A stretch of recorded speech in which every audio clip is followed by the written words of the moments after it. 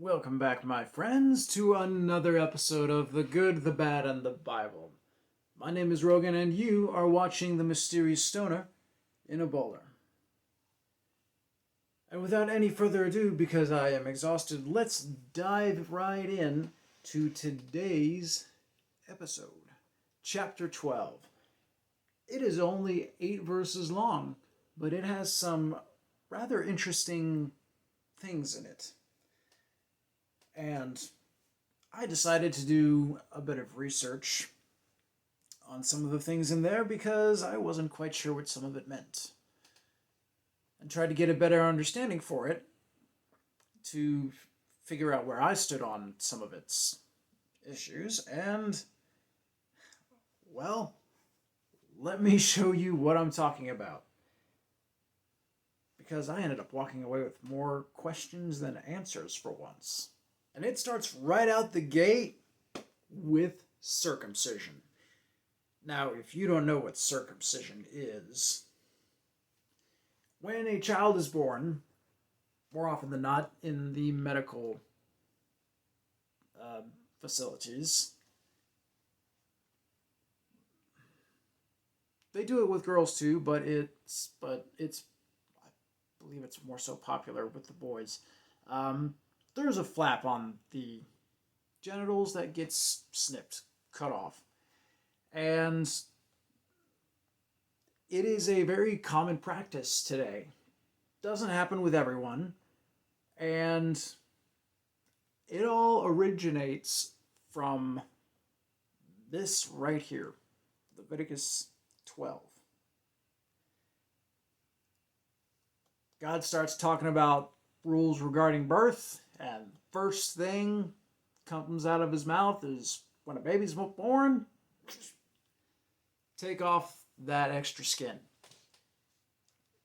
And here he doesn't say why, but initially it has to do with the covenant between Abraham and God. God promised Abraham a future generations as uncountable as the stars. But he had to circumcise himself. That was part of the bargain. Weird ass fucking bargain. That ended up being an official rule of all. Well, it was also part of the bargain that Abraham had to circumcise all the males in his house too, including his servants. So they didn't have a choice in that matter. It sucked for all of them. But it ended up becoming an official rule, where it gets stated here. And I used to think, well, I had heard it was done for health reasons. It's hard to imagine people way back then being sanitary enough to pull off a good circumcision. But as it turns out, it was a much more popular thing back then than I realized. It wasn't just the Hebrews, Israelites, whatever you want to call them. They weren't the only ones doing it. Other nations did it. Other religions were into it. And as it turns out, there's benefits both ways, surprisingly. I'm personally not into genital mutilation. It is an actual kink, believe it or not, and personally I kind of think that's, well, it's there's no way to guarantee it, but it's my favorite theory that it was Abraham's idea to throw in there because that's what he was into. No theory for it, or no evidence for it whatsoever. It's just a stupid, silly theory of mine. But after I left Christianity, I thought, well, I automatically thought that everything that was taught in the Bible was wrong and it was bullshit, and that automatically circumcision must be one of the things that it's wrong about. Well, they're not 100% wrong about everything in the Bible, which is part of why I'm going through this whole series. And turns out this one is actually a gray area. There's things that you lose when getting circumcised, and there are things that you gain, as long as it goes well. The main risk is the operation, believe it or not. And honestly, I have come to an understanding as to why some people choose it. I personally wouldn't choose it for, like, if I had a child, I wouldn't choose it for them. I would, if they wanted to do that, have it done to them as an adult, they can do that. I'm fairly certain there's a big difference doing it as an adult as opposed to a child. But I mean, at least as an adult, they can choose to do it, and you can avoid a lot of the problems, because there are drawbacks to not doing it, believe it or not. But the drawbacks really only come if you don't take care of your genitalia. So, simple, I mean, big problem, but simple solutions. My personal understanding of it is that I can sort of understand why, like, the logical science, I guess you could say, behind it, is because, well, for one thing, all male animals have that extra layer of skin. And, I mean, all animals, it's been shown, evolve over time. So, and I mean, we used to be hairier creatures back in the day. So it's quite possible that was one of those things that we've kind of evolved out of needing, possibly, but it's still kind of optional. Like, there's evidence we used to have tailbones, and some people are actually born with some extra tailbones that they don't need, and they get removed at birth. And there are actual circumstances where, with some children, that just the way they're born, that circumcision is really the best option to preserve their future generations. So that it's absolutely necessary in a lot of cases. But supposedly, the spiritual reason behind it is to represent cutting off the flesh of sin. Which, I mean, if you're not doing it, I mean, why do you have to do it symbolically if it's just a symbol? Like, why can't you draw a picture and burn it or something? Like, there's got to be another way other than carving your own meat up to make a deal with God for this. There's just got to be another way. It just doesn't feel completely right. Like, why couldn't have God said, like, why couldn't he have made it more of a suggestion? Like, hey, this is really good for your hygiene, and also there's this symbolic thing on the side, but, you know, for your personal hygiene and safety, I highly recommend you do this medical procedure to yourself.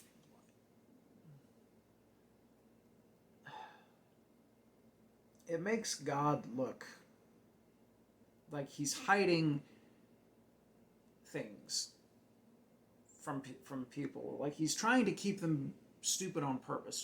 Just do this and don't question me. Don't bother asking why. Just do what I tell you because it's good for you. Don't ask. He sounds like an annoying parent, really. And it's really messed up. Like, this is not a life or death situation that circumcision has to happen for every single person. Not everyone needs it. That's only here and there. Sometimes it's necessary as an emergency to preserve the family line for the specific child that needs the operation, but most people don't actually need it. Then we come to this interesting rule where it says the mother she has a time of separation. She has a time to be separated from everyone else, I guess, with the child. Actually, it doesn't say that specifically, but I'm going to assume that the child is with her, even though it doesn't say that directly. But if she bears a male child, she has to stay separated for a week. Because supposedly, and I don't, again, there's no medical explanation given as to why, but she has to be separate from everyone else. She is labeled unclean after giving birth. And my bit of research on this, I learned according to some people, they believe that her being called unclean because of this has to do with there being so much blood involved. And I believe there is, if we come to it, we'll talk about it, but I believe there is a law somewhere that talks about a woman being unclean when she has her period, basically, because blood is so important to God and it's symbolic and shit. And so, anyways, if she gives birth to a male, she has to be separated and is unclean for a week, right? For a male. If she gives birth to a girl,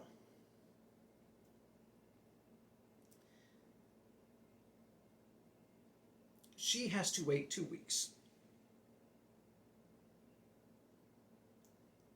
I don't know why. And the Bible doesn't say why.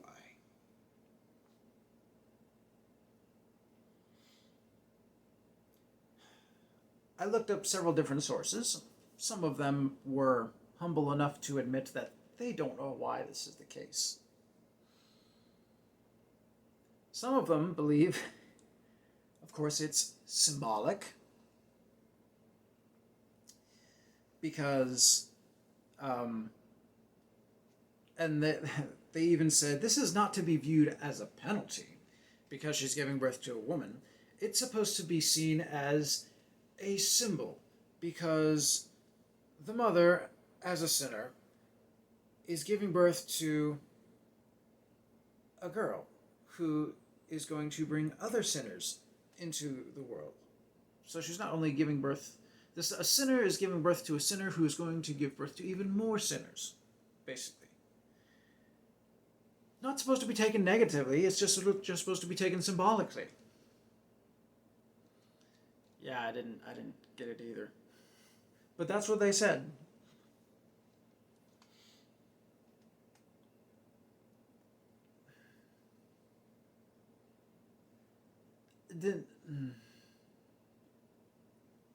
Why there is a difference in time, there is no given explanation anywhere here.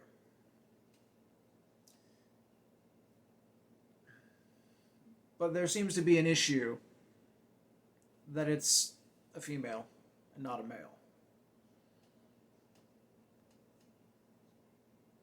And then it gets even better. Because after the time of uncleanliness is over for the mother, she is to come to the tabernacle with not just one, but 2 sacrifices. One is called a burnt offering, and the other, you remember the question I asked last week? Well, this is where it comes from. The other offering is a sin offering. It bothers to mention both offerings twice, but it doesn't really say why either one are to be brought and how they actually connect with the mother being unclean. Or that is to say, it doesn't clarify exactly what is what is being covered by the sin offering here. What is the sin offering taking care of? It doesn't really clarify. It doesn't say that a sin has been committed. It just says we're using a sin offering in this case.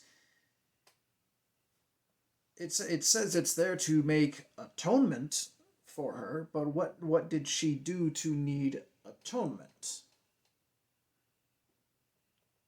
What did she do to require needing a sin offering? What did she do to have to require to bring a burnt offering either? Like what is that even about? According to what I found, a couple different sources, which I think they were using the same commentary. Um, the way they put it was that the mother was obligated to thank God and bring him a sacrifice for getting her through a safe pregnancy.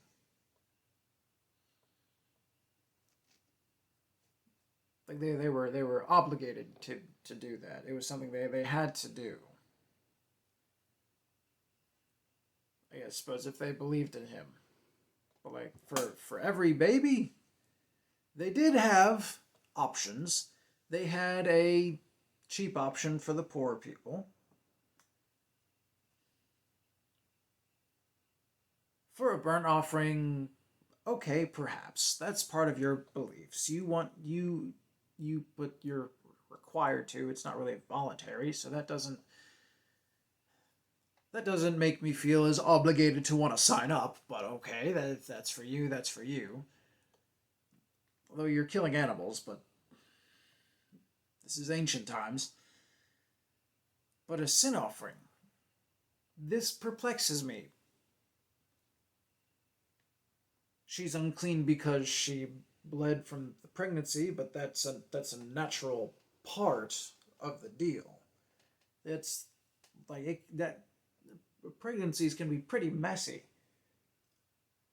And I've never even been to one. Fine with never having to be at one either. But what? A sin offering? This makes the weird concept of their if you're to buy into the symbolic nature of it all, it was women who are responsible for bringing new life into the world. So because they're bringing more sinners into the world, which they can't help, they're getting punished for it. It's being called unclean, even though they're doing something natural. They have to give a sin offering for it. Basically, they're doing this because of Eve. Because Eve tempted Adam. And so God cursed her and made childbearing painful, supposedly. That's how the fairy tale goes. And that's why all women are in pain during child labor.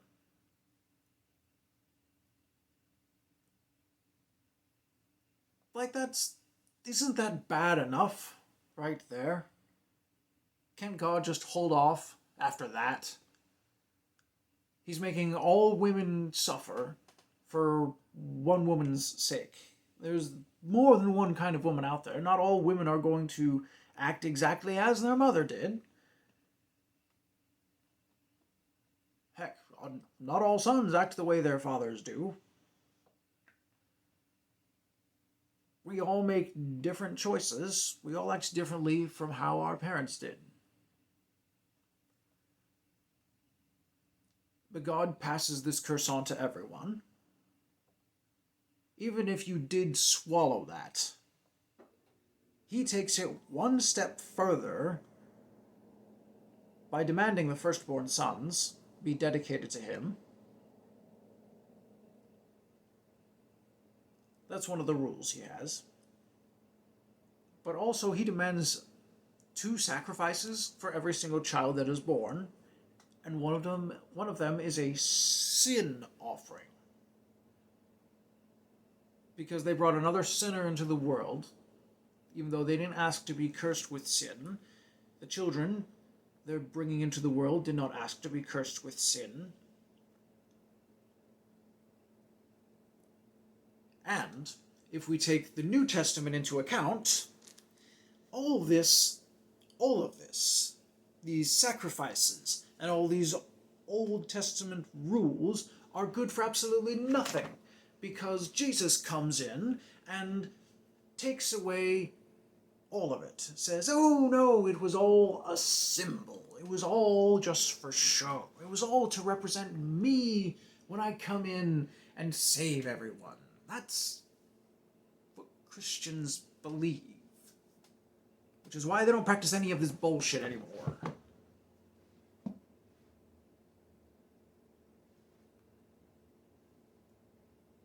They make excuses for it.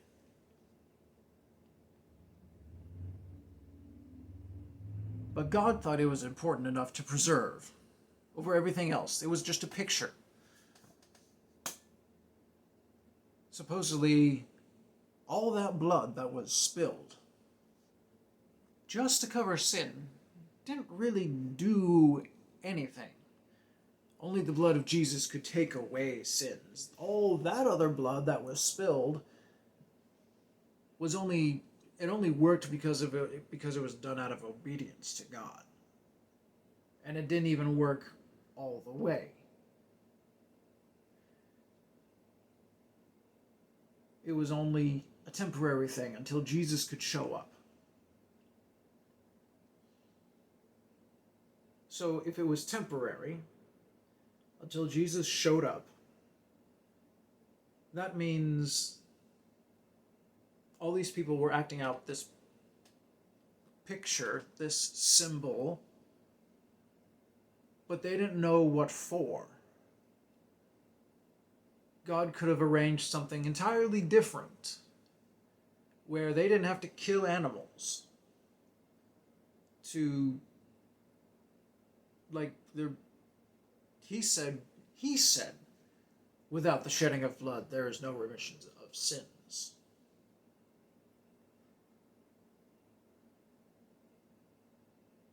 But who wrote the rules? Supposedly. God did. Right? If he wrote the rules, why did he have to make them so gory and bloody? Why couldn't he change the rules? Make all that killing not have to happen? For a symbol, for a show. Really? Those people never knew what they were doing it for. They just thought it was for themselves. But Jesus came and did all away with that. It makes all that work, all that time spent, kind of a waste. A piece of art makes more sense and is less a waste of a time than all that sacrificing and all that slaughtering for nothing. All that guilt that people had, all that work they had to do in order to provide for themselves, try and survive in significantly harder times back then than are now, and in addition to that, have to go out and get sacrifices for every time they sinned, every time they had a child, every time for this, every time for that, every time this time of year came about. God just wanted bloodshed after bloodshed after bloodshed after bloodshed after bloodshed after bloodshed after snip your penis after bloodshed after the woman's unclean after bloodshed after bring me 2 sacrifices per child that you have. to say Yahweh is not a bloodthirsty God is bullshit. But that is enough of Leviticus's bullshit today. So, what is the answer to the question? Is giving birth a sin in the eyes of Yahweh? Honestly, I still don't know. I don't have an answer. It would appear that it does, because a sin offering is required. Why else would it be required? But nowhere does it say that it's an actual sin, just that the mother was unclean because of the natural process, which I feel like that shouldn't be a sin then. It shouldn't require a sin offering, but it fucking does. Is it a sin offering? Is it not a sin offering? What do you think? Leave your answer in the comments below. Subscribe to my channel if you haven't. Like, share, if you would. I would appreciate it. Stay safe, and until next time, my friends, farewell.